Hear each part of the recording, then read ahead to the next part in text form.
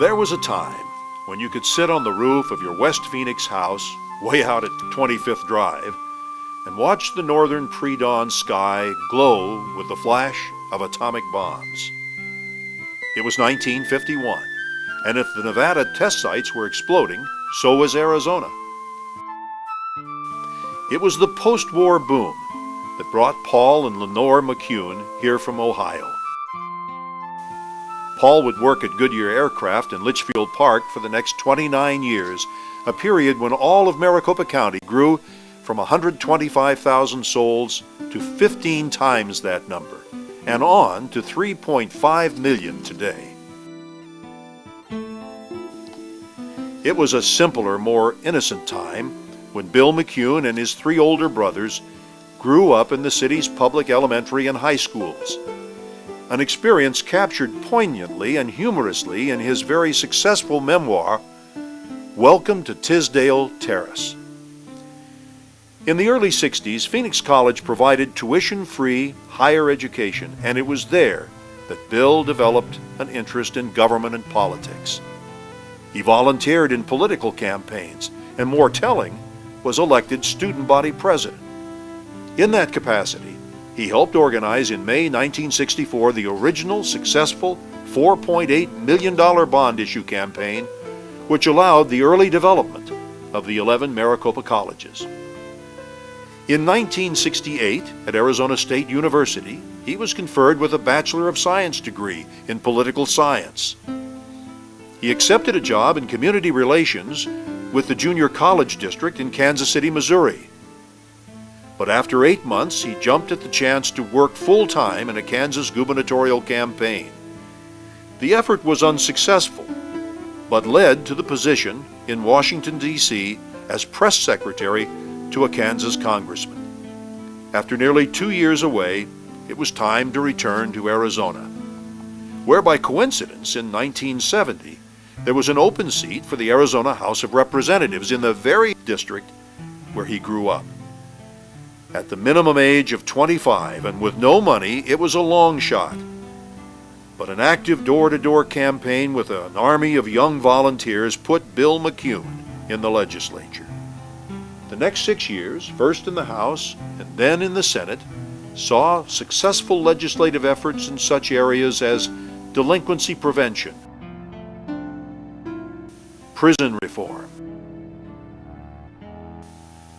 and providing a 20-year retirement system for police and firefighters.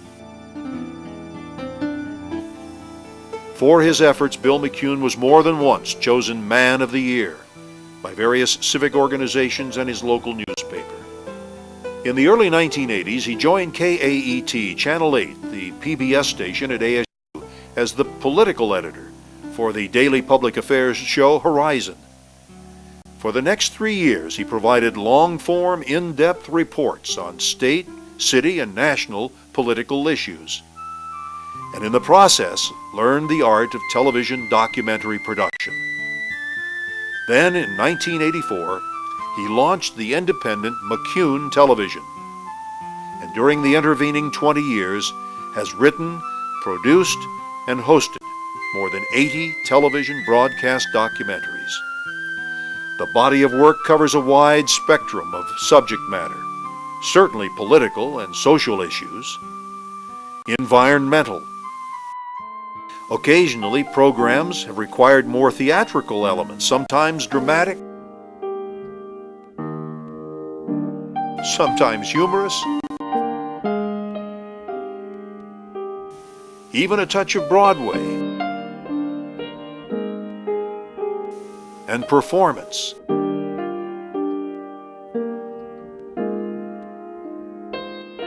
And his Emmy-nominated Live and Let Live Live, a concert of his poetry and storytelling focusing on tolerance and diversity issues. There was the Consequences series, 6 documentaries aimed at teens and preteens on decision-making about crime, drugs, and gangs. These were largely funded by the Arizona Supreme Court. By the way, for at least the past dozen years, all of the documentaries are backed with original music scores composed by Jay Steinberg, working in a symbiotic relationship with Bill McCune. Many projects have been shot in foreign countries, in Russia, with survivors of Stalin's reign of terror, with leaders of solidarity in Poland,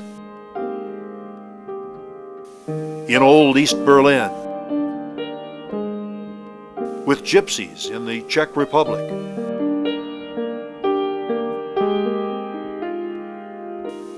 among Catholic and Protestant teenagers in Belfast,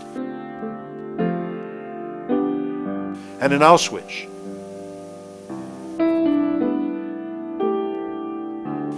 At the end of the war in Bosnia, Bill went and lived for a bit with the Turkusic family in Sarajevo, gathering their stories of 4 years under Serb bombardment.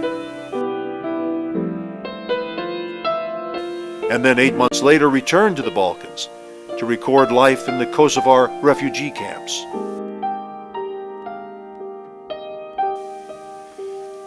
As with other foreign projects, these were the subject of articles he wrote for the Arizona Republic. But of all his journalistic efforts, none is more important to Bill McCune than his significant contributions in the area of Arizona's history. Programs used in many of our state schools and colleges and available in many public libraries. They are now being digitally remastered and prepared for DVD. They include The Road to Statehood, Our History Prior to 1912, The Spirit of Arizona, From Statehood to 1990, Almost Free, Arizona's African American History, Una Segunda Vista, a second look at Arizona's Hispanic heritage, The Women They Were, profiling 26 pioneer women, Indian, a 3-hour series on the history of every tribe that ever existed in Arizona, Barry Goldwater, An American Life, the quintessential 2-hour biography of the late senator, for which Barry made available some 40 years' worth of home movies shot on 16mm film. Arizona Highways, that ever-fantastical, magical magazine, captures the beauty of Arizona through the photos of that great magazine.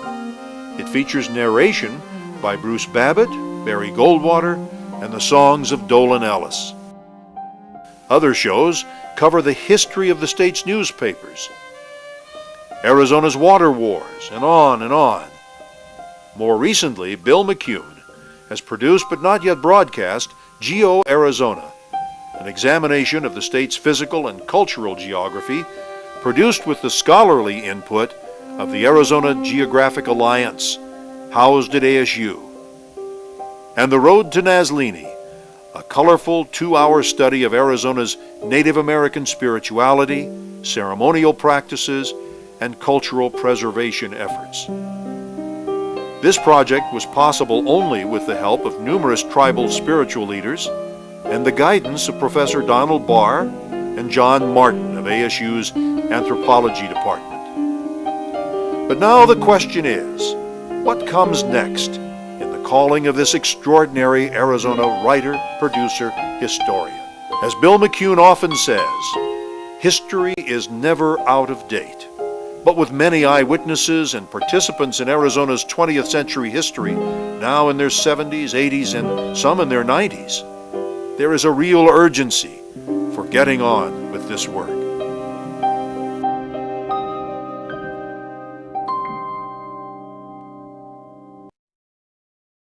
Hi, this is Bill McCune. That's quite an impressive biography you just saw. Well, in the spirit of full disclosure, yes, I wrote it myself. In my work, there's always another project on the horizon, and I want to tell you about it. This sweaty picture in the cockpit of a huge Air Force C-130 aircraft is part of it. Our next really big effort is the military history of the United States. It's a lot of research and homework and travel and tears. Here's Gary, right here.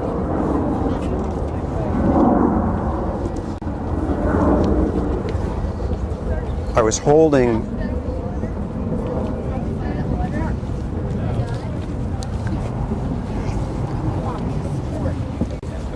holding the gauze on the bullet wound in his chest when another bullet struck him. And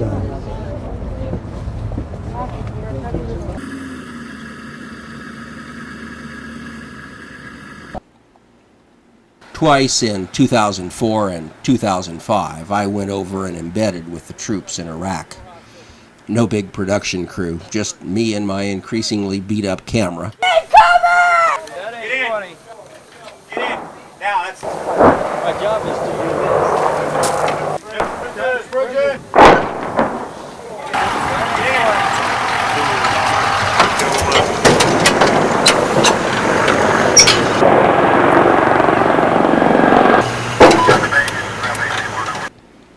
I linked up with a lot of fellow Arizonans.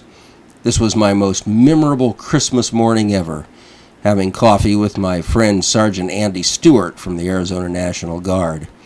We were at Camp Cook in a place called Taji. Muddy Taji. I spent a lot of time flying on Blackhawks or hanging out beside of them to get that great video shot. Well, not always. I wanted to ride in an Apache, but nobody flies in an Apache except the crew. But the brass from the 1st Cavalry Division coordinated some schedules and had a team of Apaches come up near me in a Blackhawk so I could film them in flight. I want to say that I viewed myself as an independent, podunk filmmaker representing no television station, much less a network. But the Army treated me as if I were someone really important. I don't know when the Military History Project will be finished, possibly late 2008, or maybe late 2009. As they say, check your local listings. My brief visits to Iraq were pretty insignificant compared to many other journalists, and really insignificant compared to all the troopers. But until I get that project finished, I hope you will enjoy this DVD set, The History and Heritage of Arizona. Learn from the 11 programs offered. Pass this history on to your children and grandchildren. For as I've been saying for 20 years, remember, history is never out of date. That's the neat thing about history. It never gets out of date. See? I told you I've been saying that for 20 years. Adios. And as I ride off into the sunset, I'd like to add one footnote. The decades of producing these and other programs has been a constant struggle of chasing sponsors and chasing money. But one man who really typifies the story of an Arizonan, John F. Long, has been there for us more often than not. He came from very little and developed a very successful company. And with his success, he never forgot where he came from, and he gave away an awful lot of what he had, including to us. And so we'd like to dedicate this Arizona History and Heritage DVD box set to Mr. John F. Long.